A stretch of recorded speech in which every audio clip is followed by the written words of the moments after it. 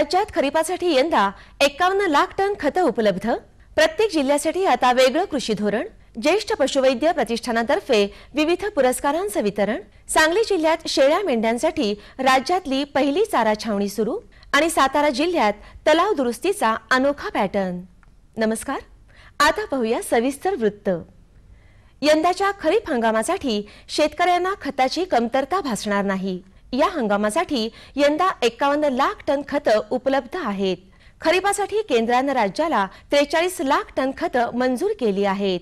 येत्या 4 महिन्यांमध्ये टप्प्याटप्प्याने ही खते मिळणार आहेत। राज्यात सध्या उन्हाळी हंगामाअखेरची 8 लाख टन खतं शिल्लक आहेत। यामुळे राज्यात खरीपासाठी एकूण 51 लाख टन खतं उपलब्ध होणार आहेत। या खतांच्या वितरणाचं जिल्हा आणि तालुका निहाय नियोजन कृषी विभागाने केलं आहे। त्यानुसार खत कंपन्यांमार्फत पुरवठा होणार आहे। उपलब्ध खतांपैकी 80% खत थेट शेतकऱ्यांच्या बांधावर पुरवण्याचं नियोजन आहे। कृषी धोरणात मूलभूत बदल करण्यासाठी शासनाने कंबर कसली आहे।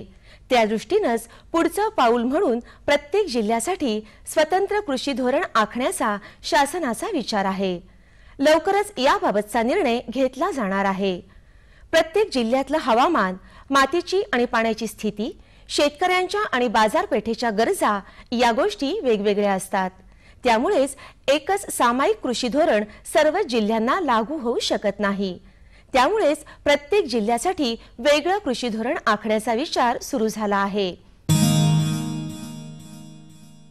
पशुसंवर्धन क्षेत्रात उल्लेखनीय कामगिरी करणाऱ्या मान्यवरांचा पुण्यात नुकताच गौरव करण्यात आला।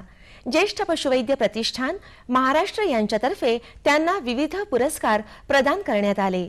महाराष्ट्र राज्य आणि सहकारी दूध उत्पादक महासंघाच्या अध्यक्षा वैशाली नागवडे यांच्या हस्ते आणि पशुसंवर्धन आयुक्त एकनाथ डवले यांच्या उपस्थितीत या पुरस्काराचं वितरण झालं। सुशील सहानी यांना श्रीमती उत्तरादेवी उत्कृष्ट कुक्कुट पालन पुरस्कार, डॉक्टर विजय ढोके यांना व्यंकटेश्वरा हॅचरीज उत्कृष्ट पशुवैद्य पुरस्कार, तर डॉक्टर NP दक्षिणकर यांना डॉक्टर DS गोरे पशुवैज्ञानिक पुरस्कार प्रदान करण्यात आला। डॉक्टर BR मांगुरकर यांना डॉक्टर BV राव जीवनगौरव पुरस्कार मिळाला। दुष्काळग्रस्त भागातल्या मेंढपाळांना आता दिलासा मिळणार आहे। सांगली जिल्ह्यातल्या कवठे महांकाळ तालुक्यात अलकुळ एस गावात शेळ्या मेंढ्यांसाठी चारा छावणी सुरू करण्यात आली आहे। फक्त शेळ्या मेंढ्यांसाठी असलेली ही राज्यातली पहिलीच चारा छावणी आहे। आमदार रमेश शेंडगे यांच्या हस्ते या उपक्रमाचं उद्घाटन करण्यात आलं। दुष्काळी भागात गायी, म्हशी आणि बैलांसाठी चारा छावण्या आहेत, मात्र शेळ्या मेंढ्यांसाठी अशा प्रकारची व्यवस्था नव्हती। त्यामुळे राज्य शासनाने शेळ्या मेंढ्यांसाठीही छावण्या सुरू करायला मान्यता दिली आहे। त्यातून अलकुळ मधली ही छावणी सुरू झाली आहे। शेळ्या मेंढ्यांचा व्यवसाय उद्योग हा अतिशय चांगल्या प्रकारे आमच्या शेतकऱ्यांना सहकार्य करणारा, त्यांना उदरनिर्वाहाचं साधन निर्माण करून देणारा असा हा उद्योग आहे आणि म्हणून हे टिकवणं हे सुद्धा आमच्या दृष्टीने अतिशय महत्त्वाचं आहे। या छावणीत पहिल्याच दिवशी 3500 शेळ्या मेंढ्या दाखल झाल्या असून आणखी 12000 शेळ्या मेंढ्यांना सामावून घेतलं जाणार आहे। सातारा जिल्ह्यानं तलाव दुरुस्तीसाठी विशेष तंत्र वापरून राज्यात आदर्श निर्माण तयार केला आहे। जलरोधी जलतंत्राचा वापर केल्यामुळे तिथे 25 कोटी रुपयांची बचत झाली आहे। सातारा जिल्ह्यातल्या माण, खटाव आणि कोरेगाव तालुक्यातल्या 67 पाझर तलावांच्या दुरुस्तीसाठी हे अनोखे तंत्र वापरलं गेलं असून भारतात पहिल्यांदाच या तंत्राचा वापर झाला आहे। गेल्या आठवड्यात काही भागांमध्ये झालेल्या पावसामुळे या तलावांमध्ये पाणी साठा झाला असून गळतीही थांबली आहे। तलाव दुरुस्तीचा हा सातारा पॅटर्न आता राज्यात इतर ठिकाणीही राबवण्यात येणार आहे। खरीप पिकाची पेरणी पूर्ण करण्यापूर्वी जमिनीची नांगरट करून मागील हंगामातील पिकांची धसकटे, पालापाचोळा गोळा करून जाळून टाकावा। खरीप पिकाच्या पेरणीसाठी योग्य वाणांच्या बियाणांची उपलब्धता करून ठेवावी। ऊस पिकास पाण्याची कमतरता जाणवत असल्यास पाचटाचा वापर करून एकसरी आडसरीस पाणी द्यावे। मागील आठवड्यात तापमान वाढल्यामुळे तसेच ढगाळ हवामानामुळे टोमॅटो पिकावर लाल कोळी या रस शोषणाऱ्या किडीचा प्रादुर्भाव दिसून आला आहे। या किडीच्या नियंत्रणासाठी आबामेक्टिन 4 मिली किंवा फेन्झाक्स्क्विन 10 मिली किंवा ओमाइड 15 मिली या कीटकनाशकांची प्रति 10 लिटर पाण्यातून फवारणी करावी।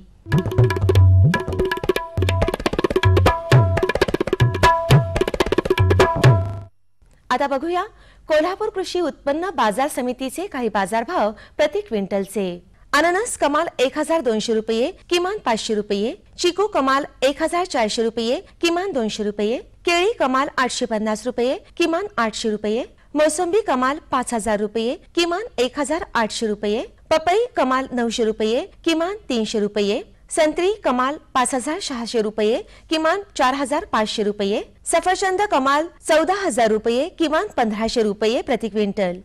कृषी बाजारभाव विषयक अधिक माहितीसाठी www.agmarknet.nic.in किंवा www.msamb.com या संकेतस्थळाला भेट द्या।